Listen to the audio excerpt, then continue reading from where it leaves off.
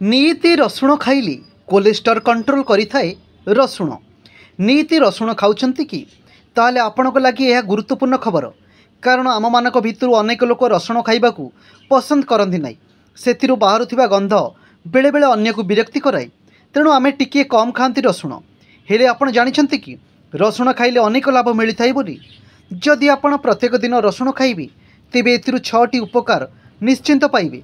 शरीर भी सुस्थ रहिबो। गवेषणारू मिलिथिबा तथ्य अनुसार रसुण आम स्वास्थ्य पई बहुत हितकर होइताए।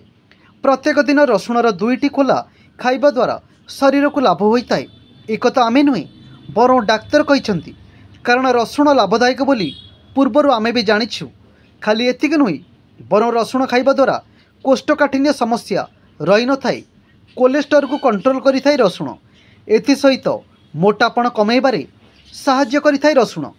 कंचा रसुण हाई ब्लड प्रेशर रोगी पई बेस लाभदायक। रसुण खाइबा द्वारा डाइजेशन बहुत भल होता है। एथि सहित यार सेवन द्वारा इम्यूनिटी मध्य बूस्ट होता है। यह थिला रसुणर उपकारिता। रसुण खाइबाकू बेसी लोक पसंद करि न थांती। काहेकि ना रसुणरू गोटे गंध बाहर। किंतु रसुण खाइले आमे बहुत किछि उपकारिता पाई परिबा। एक तो आमे कहूनु, डाक्तर कहउसंती रसुण आम स्वास्थ्य पई बहुत हितकर।